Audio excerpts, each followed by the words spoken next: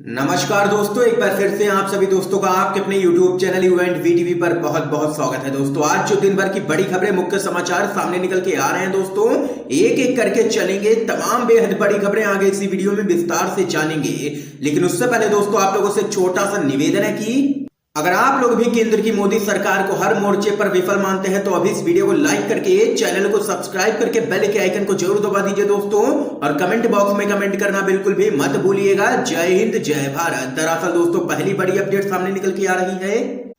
राहुल गांधी का मोदी सरकार से सवाल, बैंक जीडीपी मुसीबत में, महंगाई बेरोजगारी आपे से बाहर, ये विकास है या फिर विनाश। आप लोगों को दोस्तों बताते चले, कांग्रेस के पूर्व अध्यक्ष राहुल गांधी ने केंद्र की मोदी सरकार को अर्थव्यवस्था की खस्ता हालत को लेकर के एक बार फिर से घेरा है। उन्होंने बैंकों और जीडीपी की खस्ता हालत, महंगाई और बेरोजगारी को लेकर के मोदी सरकार से सवाल पूछा है।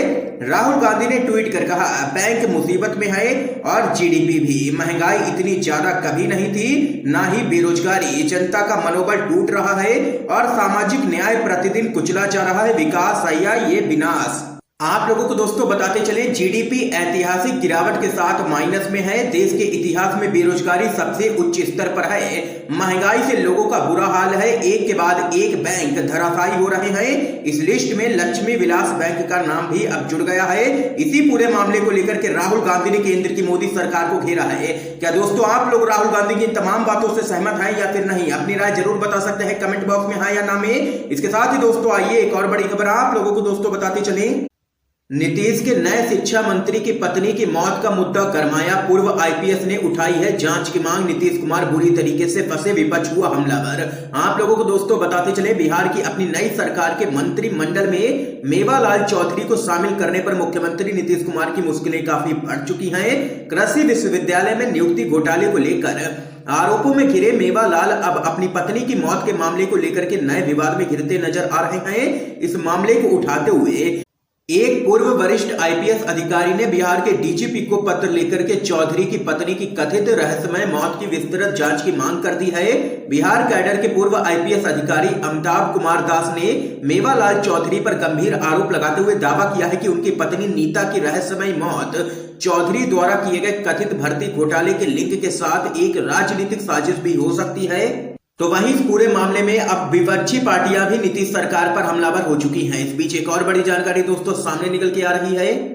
किसानों के विरोध प्रदर्शन के समर्थन में उतरी हैं ट्रेड यूनियंस। राष्ट्रव्यापी हड़ताल का कर दिया है बड़ा ऐलान। आप लोगों को दोस्तों बताते चले, केंद्रीय ट्रेड यूनियनों ने कहा है कि वे 26 नवंबर को अपनी राष्ट्रव्यापी आम हड़ताल की घोषणा पर कायम है और साथ ही अगले हफ्ते होने वाले किसानों के 2 दिन के विरोध प्रदर्शन को भी समर्थन देंगी। इस संबंध में केंद्रीय ट्रेड यूनियनों के संयुक्त मंच और विभिन्न उद्योगों के स्वतंत्र मजदूर संघों ने 16 नवंबर 2020 को एक वर्चुअल बैठक भी की थी। संयुक्त मंच ने एक बयान में कहा कि यूनियनों को 26 नवंबर को राष्ट्रव्यापी आम हड़ताल के लिए श्रमिकों का जबरदस्त समर्थन मिला है। बयान के मुताबिक प्रधानमंत्री नरेंद्र मोदी के नेतृत्व वाली केंद्र सरकार की जन विरोधी, श्रमिक विरोधी, राष्ट्र विरोधी और घातक नीतियों के खिलाफ यह आम हड़ताल बुलाई गई है। तो वहीं इसके अलावा केंद्रीय श्रम संगठनों ने अखिल भारतीय किसान संघर्ष समन्वय समिति के विरोध प्रदर्शन को भी अपना समर्थन दिया है। किसान हाल में संसद से पारित 3 कृषि कानूनों का लगातार विरोध कर रहे हैं। देख सकते हैं मोदी सरकार की बढ़ सकती हैं मुश्किलें। इस बीच एक और बड़ी जानकारी आप लोगों को दोस्तों बताते चले, बीजेपी वाले हिंदू मुसलमान करने लगे तो समझना चुनाव होने वाले हैं। अमित शाह के गुपकर गैंग वाले बयान पर कांग्रेस का पलटवार। आप लोगों को दोस्तों बताते चले, जम्मू कश्मीर के कुछ राजनीतिक दलों ने अभी हाल में people's alliance for Gupkar declaration का ऐलान किया, जो एक प्रकार का घोषणा पत्र है। इसे गुपकर घोषणा पत्र गठबंधन भी नाम दिया गया है। इस गठबंधन में नेशनल कॉन्फ्रेंस और पीडीपी के अलावा अन्य छोटे दल शामिल है। नेशनल कॉन्फ्रेंस के अध्यक्ष फारूक अब्दुल्ला को गुपकर घोषणा पत्र गठबंधन का अध्यक्ष और पीडीपी प्रमुख महबूबा मुफ्ती को उपाध्यक्ष चुना गया है। अब आप लोगों को दोस्तों बताते चले, केंद्रीय गृह मंत्री अमित शाह ने क्या कहा। अमित शाह ने गुपकर घोषणा पत्र गठबंधन को नापाक वैश्विक गठजोड़ करार दिया, जो कांग्रेस के साथ आतंक और अशांति के दौर की वापसी चाहता है। ये यहाँ पर अमित शाह ने बयान दिया। जम्मू कश्मीर में निकाय चुनाव होने हैं। 25 नवंबर को पहले फेज के लिए मतदान होगा। ऐसे में अमित शाह के बयान से राजनीति काफी गर्मा गई है। तो वहीं दोस्तों आप लोगों को बताते चलें, एक हिंदी न्यूज चैनल पर इसी मुद्दे को लेकर के एक लाइव डिबेट शो में कांग्रेस के प्रवक्ता अखिलेश प्रताप सिंह ने भाजपा पर जमकर के प्रहार किया है। अखिलेश प्रताप सिंह ने कहा है कि ये सबको पता है कि कौन अंग्रेजों के साथ लड़ा था और कौन अंग्रेजों के साथ खड़ा था। आज वही लोग अपने आप को सबसे बड़ा राष्ट्रभक्त दिखाने की कोशिश कर रहे हैं। कांग्रेस के प्रवक्ता अखिलेश प्रताप सिंह ने आगे कहा है कि इन लोगों ने आईएसआई चीफ को कश्मीर बुलाया था। क्यों बुलाया था उसे? वह तो देश का दुश्मन नंबर 1 है। फिर क्यों राजकीय सम्मान के साथ उसे भाजपा वालों ने बुलाया था? अखिलेश प्रताप सिंह ने आगे कहा है कि देश में चुनाव नापने का एक थर्मामीटर बन गया है। अगर ये बीजेपी वाले हिंदू मुसलमान हिंदुस्तान पाकिस्तान करने लग जाए तो समझ लीजिएगा कि देश में कहीं ना कहीं चुनाव होने वाले हैं। ये यहाँ पर देख सकते हैं, अखिलेश प्रताप सिंह ने सीधे तौर पर अमित शाह और पूरी बीजेपी को लिया है निशाने पर। इसके साथ ही दोस्तों आइए एक और बड़ी अपडेट जान लेते हैं। आर्णब गोस्वामी के लिए आवाज उठाई, मेरी गिरफ्तारी पर चुप्पी, एडिटर्स गिल्ड पर आरोप लगा, संपादक ने दे दिया इस्तीफा। आप लोगों को दोस्तों बताते चले, नॉर्थ ईस्ट के प्रमुख अखबारों में से एक द शिलोंग टाइम्स की संपादक पैट्रिसिया मुखिम ने देश भर के मीडिया संस्थानों के संपादकों के समूह एडिटर्स गिल्ड ऑफ इंडिया यानी कि ईजीआई से इस्तीफा दे दिया है। मुखिम का आरोप है कि हाल ही में हाई कोर्ट ने उनके खिलाफ जो फैसला सुनाया उस मामले पर संस्था ने उनका साथ नहीं दिया और पूरी तरह से चुप्पी साधे रखी। दरअसल हाई कोर्ट ने मुखिम को फेसबुक पोस्ट के जरिए सांप्रदायिक अशांति फैलाने का दोषी पाया था और उन पर दर्ज एफआईआर को रद्द करने से इनकार कर दिया था।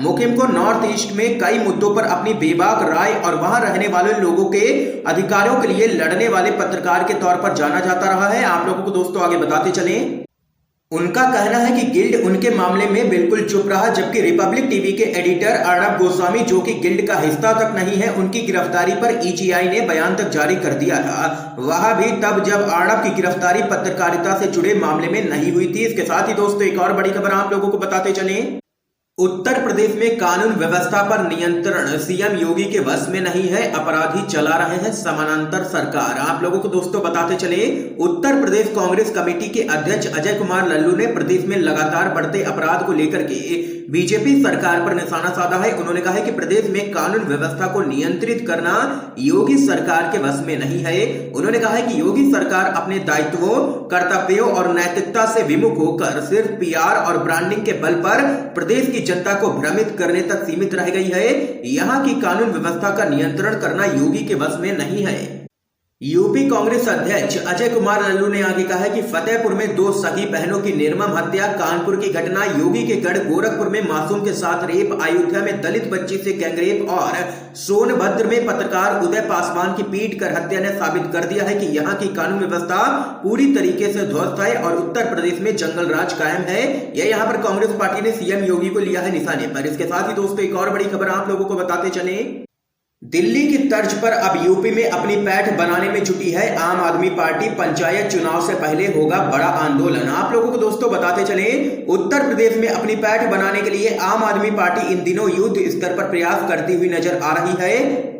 एक और आम आदमी पार्टी यूपी के सभी जिलों में स्थानीय लोगों को पार्टी से जोड़कर यूपी के में अपने संगठन को खड़ा करने की तैयारी कर रही है। तो वहीं दूसरी ओर आम आदमी पार्टी ने 2022 के विधानसभा चुनाव से पहले आगामी पंचायत चुनाव लड़ करके यूपी की सियासत में कदम रखने का भी ऐलान कर दिया है। साथ ही अपने पक्ष में माहौल बनाने के लिए पंचायत चुनाव से पहले आम आदमी पार्टी अब दिल्ली की तर्ज पर यूपी में भी जनता से जुड़े मुद्दों को लेकर एक बड़े आंदोलन की रूपरेखा तैयार करने जा रही है। ये यहाँ पर बड़ी अपडेट सामने निकल के आई है।